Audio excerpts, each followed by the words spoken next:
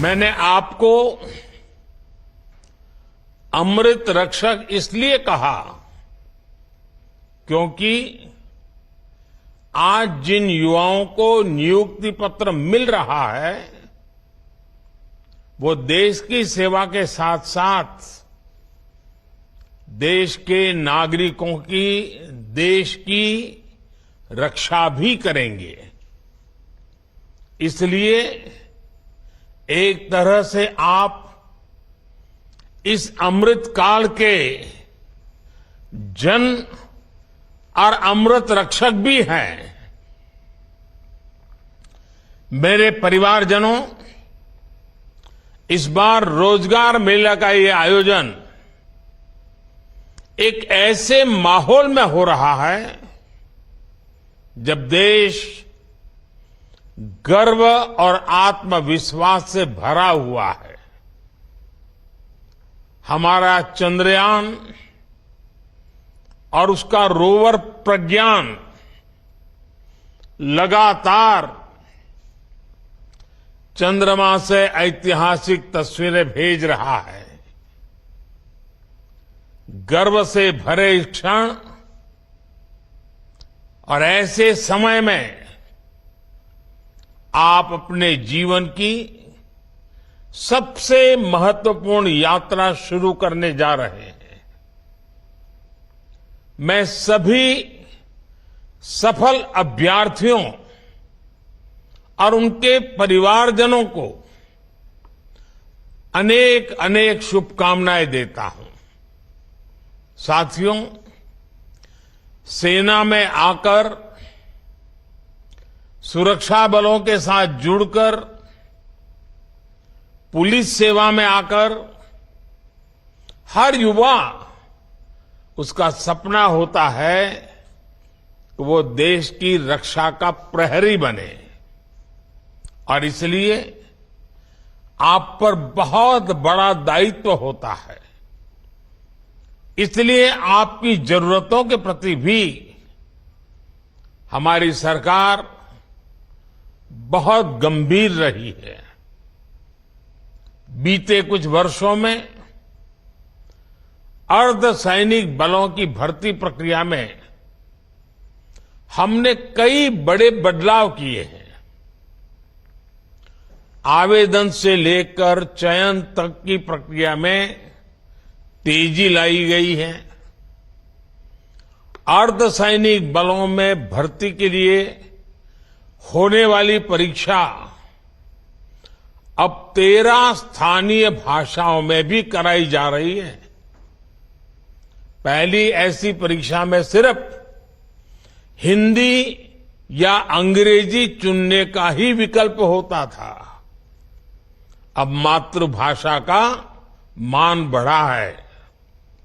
इस बदलाव से लाखों युवाओं के लिए रोजगार पाने के रास्ते खुल गए हैं। पिछले वर्ष भी छत्तीसगढ़ के नक्सल प्रभावित जिलों में सैकड़ों आदिवासी युवकों की नियुक्ति की गई थी।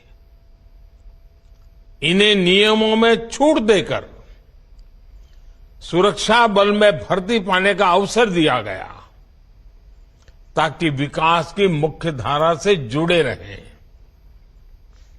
इसी तरह बॉर्डर डिस्ट्रिक्ट और उग्रवाद प्रभावित जिलों के युवाओं के लिए कांस्टेबल भर्ती परीक्षा में कोटा बढ़ाया गया है। सरकार के प्रयासों से अर्धसैनिक बलों को लगातार मजबूती मिल रही है। साथियों, देश का विकास सुनिश्चित करने में आपके दायित्व की महत्वपूर्ण भूमिका है।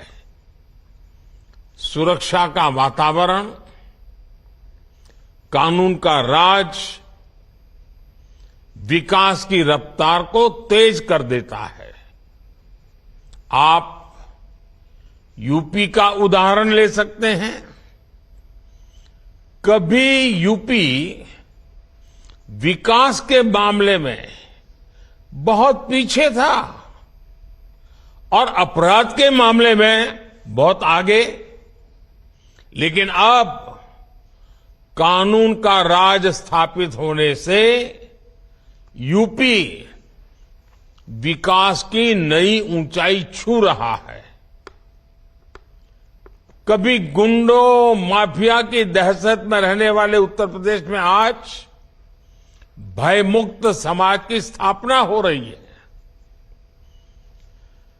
कानून व्यवस्था का ऐसा शासन लोगों में विश्वास पैदा करता है और जब अपराध कम हुआ है तो यूपी में निवेश भी बढ़ रहा है, इन्वेस्टमेंट आ रहा है। इसके उलट हम ये भी देखते हैं कि जिन राज्यों में अपराध चरम पर है वहां निवेश भी उतना ही कम हो रहा है। सारे रोजी रोटी के सारे काम ठप पड़ जाते हैं। मेरे परिवारजनों, आजकल आप लगातार पढ़ते भी हैं और देखते भी हैं कि भारत दुनिया की सबसे तेजी से बढ़ती हुई अर्थव्यवस्था है। भारत इस दशक में टॉप 3 अर्थव्यवस्था में शामिल हो जाएगा और ये गारंटी जब मैं आपको देता हूं ना, बड़ी जिम्मेवारी के साथ मेरे देशवासी, मेरे परिवारजनों को ये मोदी गारंटी देता है। लेकिन जब आप ये पढ़ते हैं तो एक सवाल आपके मन में जरूर आता होगा कि इसका देश के सामान्य नागरिक पर क्या असर होगा। और ये सवाल बहुत स्वाभाविक भी है। साथियों, किसी भी अर्थव्यवस्था को आगे बढ़ने के लिए ये जरूरी है कि देश के हर सेक्टर का विकास हो। फूड सेक्टर से लेकर के फार्मा तक, स्पेस से लेकर के स्टार्टअप तक, जब हर सेक्टर आगे बढ़ेगा तो अर्थव्यवस्था भी आगे बढ़ेगी। आप फार्मा इंडस्ट्री का उदाहरण ले लीजिए। महामारी के समय भारत के फार्मा इंडस्ट्री की बहुत सराहना की गई। आज ये इंडस्ट्री 4 लाख करोड़ रुपए से ज्यादा की है और कहा यह जा रहा है कि 2030 तक भारत की फार्मा इंडस्ट्री करीब 10 लाख करोड़ रुपए की हो जाएगी।